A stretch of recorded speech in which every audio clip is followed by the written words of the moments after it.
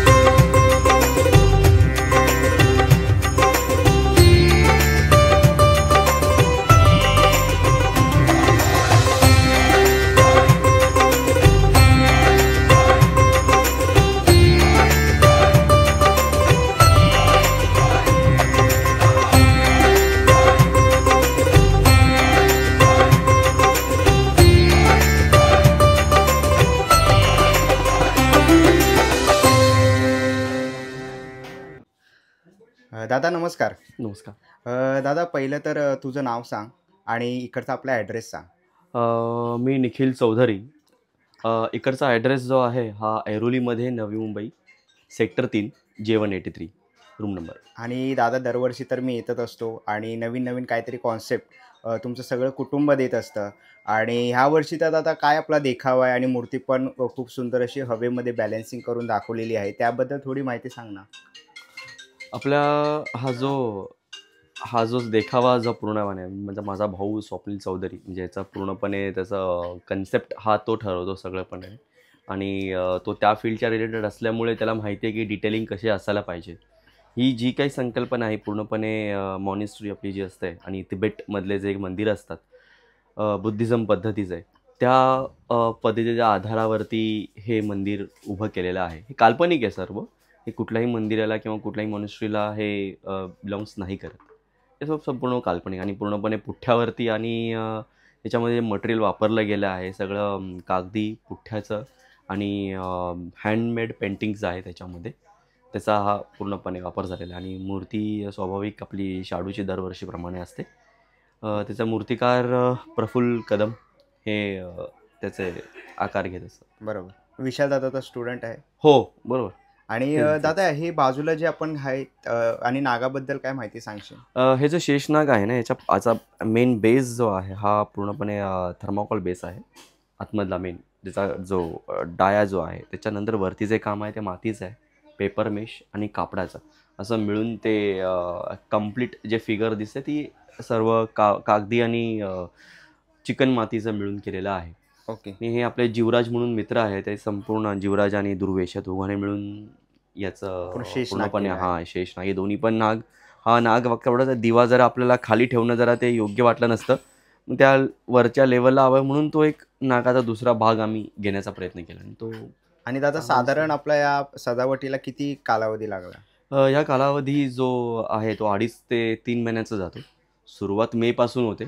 काय करायचं आहे कसं आहे तर स्वप्नील आणि त्याचा मित्र आणि आम्ही घरातले मिळून आम्ही दोघंही असा विचार करतो की कसं छान दिसेल काय नाही. मग नंतर पण पुढे पुढे ते वर्कआउट जसं सुरू होतं ते जूनला सुरू होऊन जातं, जूनच्या फर्स्ट वीकला. आणि दादा ह्याच्या म्हणजे जी बाजूला हे लावले आहे हे प्रेइंग व्हील्स आहेत. हां, तर ह्याच्याबद्दल काही माहिती आहे किंवा काय? हे जे प्रेइंग व्हील्स आहेत ना म्हणजे याच्यामध्ये तुम्ही स्वतःहून जर बघितलं ते याच्यामध्ये गणपती नमा लेटर्स हे केलेले आहेत. हे पण मातीने बनवलेले आहेत आणि याचा मेन जो बेस आहे हा सर्व लाकडाचा आहे. ओके. आणि वरती दादा हे शंख वगैरे ठेवलेले आहेत आपण. हे जस्ट एक डिझाईन ह्या भागाच्या वरती जसं शोभेल ह्या पद्धतीने तो उभा केलेला आहे.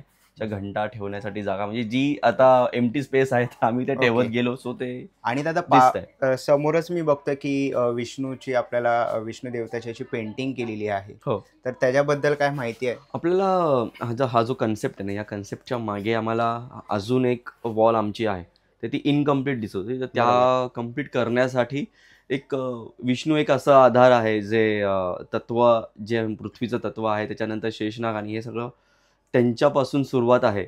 जे 10 अवतार आहेत आपले ते त्यानुसार आम्ही त्यांचा विचार केला गेला आणि ते तिथे विराजमान आहेत.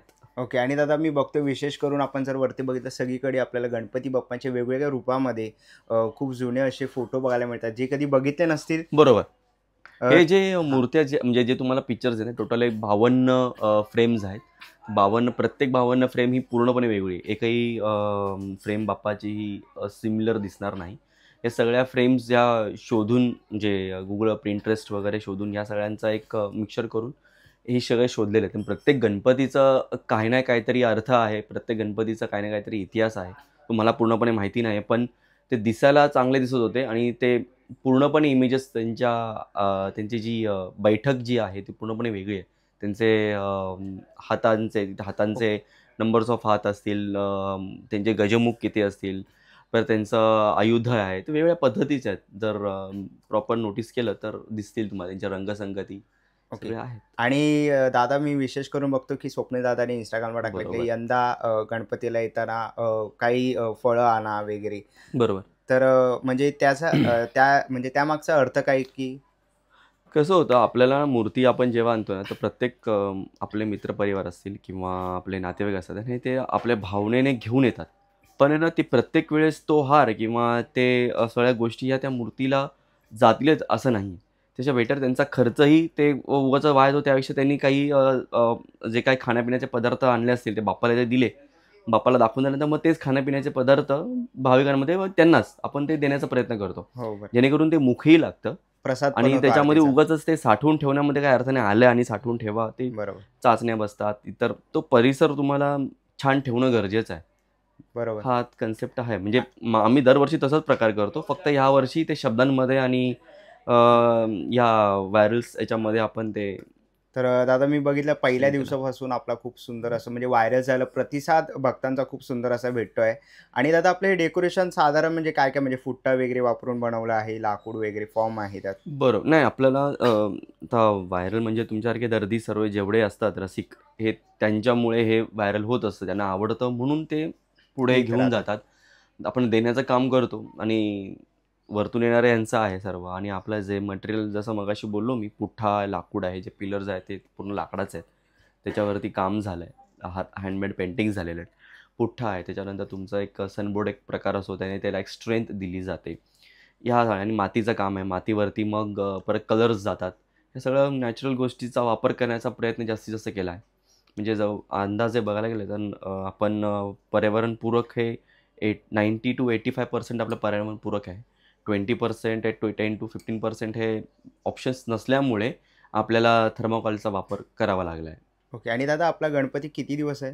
हे 10 दिवसाचं 10 दिवसाचा आहे. सेवा आहे. म्हणजे जर भाविक त्यांना यायचं असेल तर मग सकाळी टायमिंग काय असेल? सर टायमिंग असं म्हणजे आपला घरगुती गणपती घरगुती. असल्यामुळे एक ते त्यांच्या वेळेनुसार 10 नंतर वगैरे कधी पण येऊ शकतं. जी रात्रीची वेळ आहे ती 10:30च्या आधी आपण हे करतो, कारण मग त्यांच्याशी व्यवस्थित बोलता येत नाही. बोलता येत नाही. बरोबर परत रात्रीही सगळे मित्रपरिवार गप्पा मारता मारता यांनाच भेटता येत नाही आम्हाला, बरोबर. हे सगळं बोलतं. फक्त मग शेवटच्या दिवशी मग सांगावं लागतं, अरे सगळं राडगा होऊन गेला, सगळ्यांना भेटून गेलो पण तुम्हालाच भेटायचं राहून गेलं. बरोबर. त्यामुळे आम्ही यावर्षी थोडा टाइम लिमिट दिला.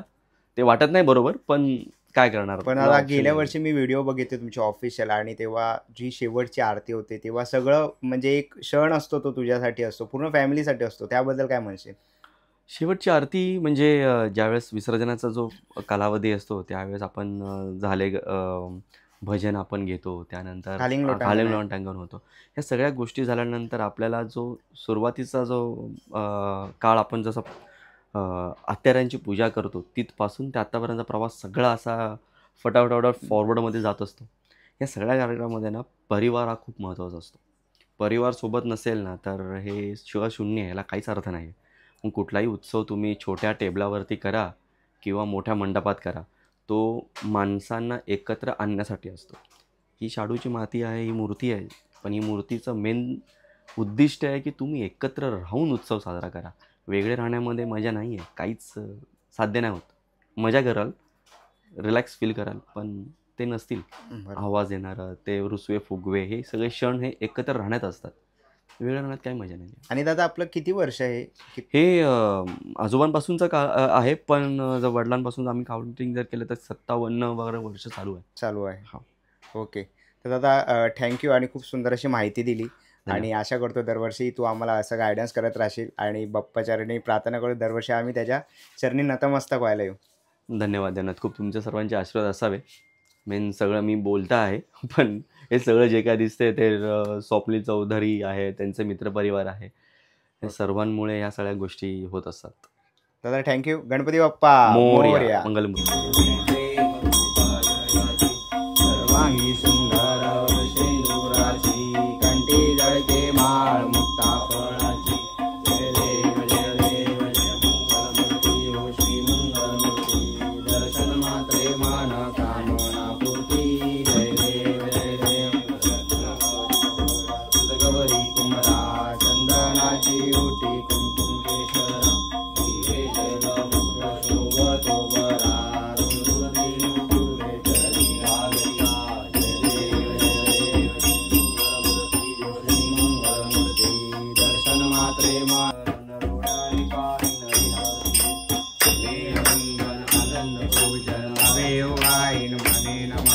त्वमेव माता पिता त्वमेव त्वमेव बंधु सता त्वमेव विद्या धनं त्वमेव त्वमेव सर्वं मम देव रे. महेंद्र वाचा महेंद्र समर्पयस्मे नारायणानि समर्पयामि. अच्युतं केशवं नारायणं कृष्णं वासुदेवं सीतां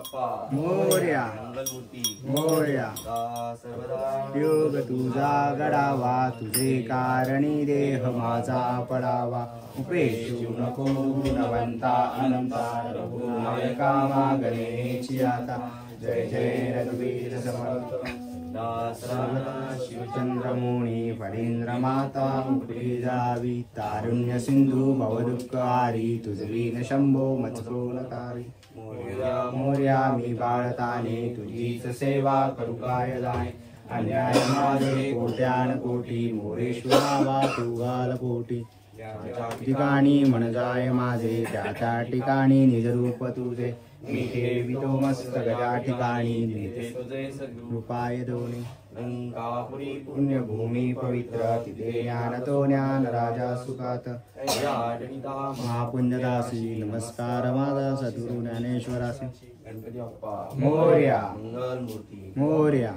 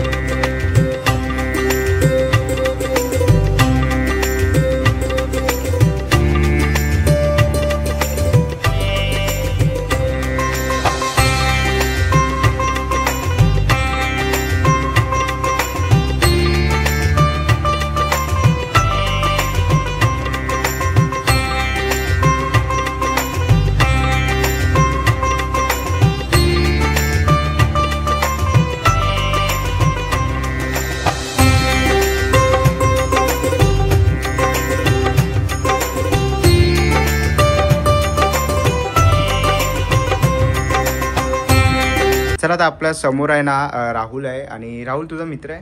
हां, मौलिक राहुल माझा मित्र आहे. ओके नमस्कार. तर मी बघतोय खूप सुंदर असं डेकोरेशन दरवर्षीप्रमाणे तुम्ही करत असतात आणि यंदाचं आपलं गणेश मेला पण केलेला आहे, तर त्यामागचं थोडंसं मला सांग ना राहुल. आम्ही गेल्या वर्षी मुंबईची एक हेरिटेज ट्रॅम्प बनवलेली होती, तर यावर्षी आम्ही एक कॉन्सेप्ट केला की मुंबईमध्ये जे मेळा होतो, जे आपला मेळा कार्निवल टाईप होतो, तर यावर्षी आपण गणपतीला एक कार्निवलचं एक सेटअप वगैरे दाखवूया, असं काही एक मिनिएचर सेटअप करूया. तर यावर्षी ते प्रमाणे आम्ही एक सेटअप केलं. ओके. आणि हे डेकोरेशन बनवायला तुला किती दिवस लागले पूर्ण? हा डेकोरेशन बनवायला मला साधारणपणे 1 महिना लागला. 1 महिना. आणि ज्या बारीकीचे डिटेल वगैरे जे काय LED वगैरे आहे ते सगळे आपण डिटेलमध्ये एक्झिबिशन करून आणि घरी स्वतः केलं आहे ते. बरं. आणि हा कॉन्सेप्टची आयडिया तुमच्या दोघांची असते दरवर्षी? हो नक्की. यावर्षी पण आम्ही काही वेगळा काय केल्याचा प्रयत्न केला होता, तर मौलिक पण हा यामध्ये खूप काही डिटेल वगैरे ते पण साधारणपणे टप्प्याटप्प्याने जे काही लागते, जे काही उपयोग होते, ते काही साधारणपणे सनबोर्ड होते, पेपर होते, ते वगैरे आपण ते खूप मदत करतो. ओके. आणि मला मूर्तीबद्दल सांग, कारण मूर्ती पण तू स्वतः बनवतो, मूर्तिकार पण तूच आहेस. तर किती दिवस तू मूर्ती अगोदर चालू करतो किंवा कसं काय त्याचं मेकिंग असते मूर्तीची? मूर्तीचा पण कॉन्सेप्ट आहे दरवर्षी जेव्हा डेकोरेशन सेट होतो, फायनल होतो, थीम सेट होतो, ते प्रमाणे मूर्तीचा आकार पण त्याच्यात साकार होतो. आणि मूर्ती साधारणपणे आपण 2 महिन्या आधी मूर्ती सेटअप करून ठेवतो आणि ते कलरिंग काम वगैरे जे काही डिटेल वगैरे आहे ते आपण नंतर करतो. ते पण आपण दरवर्षीप्रमाणे आपण शाडू इको फ्रेंडली करतो आणि शाडू माटून घरीच बनवतो. ओके. मित्रा नमस्कार. नमस्कार. तू काय बोलशील डेकोरेशनबद्दल? एवढे वर्ष तू राहुल बरोबर दोघं मित्र म्हणून डेकोरेशन करतात आहे, गणपती बाप्पाची आरास करतात आहेत, तर त्याबद्दल काय सांगशील? मी सांगणार की आता ते आम्ही जे पण केले ते इको फ्रेंडली, ते कुठे पण आपण घरी बसून करू शकतात. ते मिनिएचर वर्क आहे ना, ते चांगलं दिसतं. आणि जे पण काय तुम्ही बघता मूर्ती आहे की डेकोरेशन आहे ते सगळं इको फ्रेंडली बनवलं आहे. इको फ्रेंडली बनवलेलं आहे. ओके. आणि ह्याचे तुम्ही म्हणजे कुठे ऑर्डर्स वगैरे पण घेतात? हां, ते आणखी ते पाहिजे असतात आम्ही ऑर्डर पण घेतात. ओके. म्हणजे मंडळ वगैरेंचे पण कॉन्सेप्ट वाईज वगैरे मी बघितलं इंस्टाग्रामला राहुलच्या स्टोरीज वगैरे अपलोड केल्या होत्या, तर मी व्हिडिओच्या खाली येणार राहुलचा इंस्टाग्राम ID देईलच, तर तिकडे नक्कीच जाऊन तुम्ही कॉन्टॅक्ट करू शकतात. आणि जर तुम्हाला पुढच्या वर्षी काय बुकिंग करायची असेल तर नक्कीच तुम्ही कॉन्टॅक्ट करू शकता. खूप सुंदर असं तुम्ही गणेश मेला केलेला आहे, तर थँक्यू त्याबद्दल. आणि असंच पुढे म्हणजे तुमची प्रगती होत राहो ही गणपती बाप्पा चरणी प्रार्थना. गणपती बाप्पा मोरया, मंगलमूर्ती. आपण आहे ना पुन्हा एकदा आलेलो आहे परागच्या घरी आणि आपण इकडे बघतो देखावा केलेला आहे. पराग याच्याबद्दल जरा माहिती सांग ना. सो बेसिकली यंदाचा जो आपला विषय आहे त्याचं नाव आहे शहाणपण डेगा देवा. सो फुटपाथवरती जी लहान मुलं असतात जे फुटपाथवरती राहतात आणि ते कशा पद्धतीत गणेशोत्सव साजरा करतायत यावरती ते देखावा आहे, ज्यात आपल्याला बरीचशी लहान मुलं दिसतात. काही एक मुलं कचरा साफ करतायत आणि छोट्या छोट्या गोष्टींमध्ये आनंद कसा मिळेल याचं थोडंफार व्हिज्युअल आपण क्रिएट केलं आहे. म्हणजे आता आपल्याला इथे डांबर दिसतं आहे, पण त्या डांबरवरती तो लिहितो आहे. मग त्यासाठी आपल्यासाठी जरी ते डांबर असलं तरी त्यासाठी ते ब्लॅकबोर्ड आहे. तसंच बाजूला पाईप दिसतो आहे. तर त्या पाईपमध्ये आपण एक बहीण आणि भाऊ आहे जी त्याला गोष्टी आणि इतर आदर्श घ्यायला शिकवते आहे. म्हणजे सिंधुताई सतपाळ असतील किंवा अजून APJ अब्दुल कलाम आहेत. त्यात आपल्याला वरती एक शिडी दिसते जी झोपडी बांधलेली आहे, जी गणपतीसाठीची झोपडी आहे. तर त्या झोपडीतसुद्धा ती लहान मुलं वडापाव शेअर करत आहेत. त्यानंतर एक मुलगा चित्र काढतो आहे. आपण इतर वेळेला रांगोळी काढतो, ती रांगोळी आपण बऱ्याचदा फेकून देतो. तर इथे कडधान्यांची रांगोळी काढली आहे जेणेकरून ती इतर जीव ती रांगोळी खाऊ शकतील. त्यानंतर आपल्याला वरती बाटल्या दिसत आहेत ज्या प्लास्टिकच्या बॉटल्स आहेत. त्या अशा पद्धतीत लावल्यात की जेणेकरून पाऊस पडला तर त्यात पाणी साठेल आणि मग इतर पक्षी ते पाणी पिऊ शकतील. सो अशा पद्धतीत ते थोडंसं लहान मुलांच्या ओरिएंटेड आपण त्याची कॉन्सेप्ट केलेली आहे. ओके. आणि किती दिवस लागले आहे पूर्ण कॉन्सेप्ट करण्यासाठी? सो एक ऑलमोस्ट 2 हफ्ते आपल्याला लागले त्यामध्ये सगळे. आणि आपली त्याच सगळी मित्रमंडळी होती. भाविक शाह ज्याने आपल्याला हे मूर्त्या छोट्या छोट्या क्रिएट केल्या, शिवम, मृण्मयी, हेतन काका, असं असे आणि काही लहान मुलं होते. हो. ओके. आणि आपला गणपती बाप्पा 10 दिवस. हो. विशाल दादाची मूर्ती आहे, शाडूची मूर्ती आहे आणि बरंचसं डेकोरेशन आपण इको फ्रेंडली ठेवलं आहे, रियूज केलं आहेत काय काय गोष्टी. बस. तर खूप सुंदर असं डेकोरेशन आहे आणि नक्कीच तुम्ही येऊन व्हिजिट करू शकतात घरात येऊन. आणि डेकोरेशन खूप सुंदर केलेलं आहे. संपूर्ण माहिती परागने सांगितलेली आहे. आदिपूज्यं गणाध्यक्षं उमापुत्रं विनायकं स्वागतम सुस्वागतम. रवींद्र चिटणीस आणि परिवार गणेश दर्शनास आलेल्या सर्व गणेश भाविकांचं हार्दिक स्वागत करीत आहे. आनंद. दिनांक 3 ऑक्टोबर 2024 चा दिवस प्रत्येक मराठी माणसाच्या आयुष्यात आनंदाची लाट घेऊन आला. फटाके फुटले, पेढे वाटले, सगळेच खुश. आमच्या मराठी भाषेला अभिजात भाषेचा दर्जा प्राप्त झाला.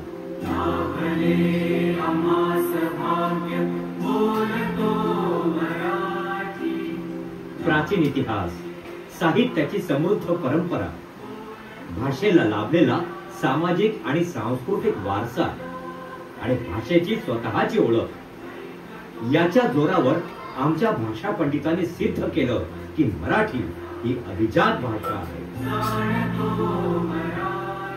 रायगड जिल्ह्यातल्या अक्षी आणि नाणे घाटात सापडलेल्या प्राचीन शिलालेखावरून आम्ही पटवून दिलं की मराठी भाषेला प्राचीन वारसा लाभलेला आहे, अगदी पुराव्यानिशी.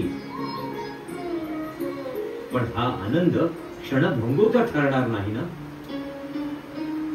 कारण आमच्या तेव्हाच्या आणि आत्ताच्या मानसिकतेत जमीन आसमानाचा फरक पडला. ते शौर्य, त्या गाथा, ते पोवाडे, तो इतिहास, आज इतिहास जमा झाला.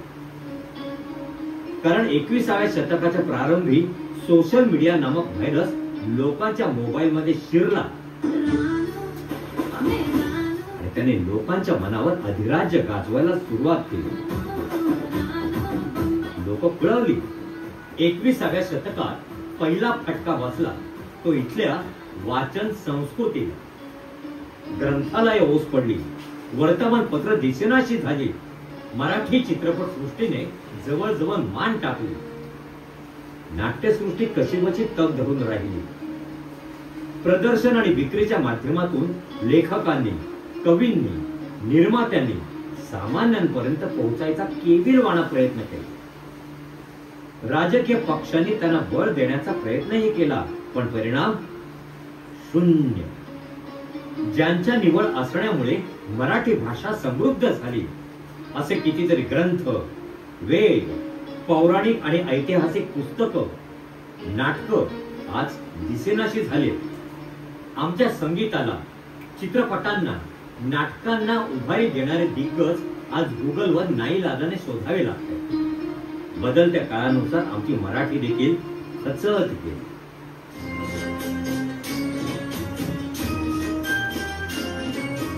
इतर भाषिकांनी मात्र जात दाखवायला सुरुवात केली. पण हे असं का? मराठीचा वाढता प्रभाव यांना का नकोय? महाराष्ट्रात राहून मराठमोळे सण कसे साजरे करायचे हे आता आम्हाला इतर शिकवणार. राष्ट्रपुरुषांच्या जयंत्या किती दिवस साजऱ्या करायच्या याचे धडे आम्हाला बाकीचे देणार. आम्ही आमच्या घरात मांसाहार करायचा की नाही हे तुम्ही आम्हाला शिकवणार. अरे पण तुम्ही कोण आम्हाला नीतिमत्ता शिकवणारे? कालपर्यंत शेजारी म्हणून राहिलात, पण आज चेंडू तुमच्या कोर्टात पडला तर एवढा माज. साले आमचे फितूर, त्याला आम्ही तरी काय करणार? स्वतःला शिक्षण सम्राट म्हणवतात, पण बंद पडणाऱ्या मराठी शाळांकडे पाठ फिरवून उभे आहेत. UPSC, MPSC मधला मराठी टक्का खुपतो यांना. तिथे त्यांना त्यांचेच चेले चपाटे हवेत. मराठी माणसाने नाक्यावर वडापावची गाडी टाकू देत. एक तर त्याला त्रास तरी देतील, नाही तर हप्त्यासाठी भिक्काऱ्यासारखे हात पुढे करतील. भाषावाद आणि प्रांतवाद इतकं काही उफाळून आलाय की यांच्या सोसायटीत एखादा मराठी माणूस राहायला आला की यांची पोटदुखी सुरू झालीच म्हणून समजा. आणि हा वाद आजचाच नाहीये.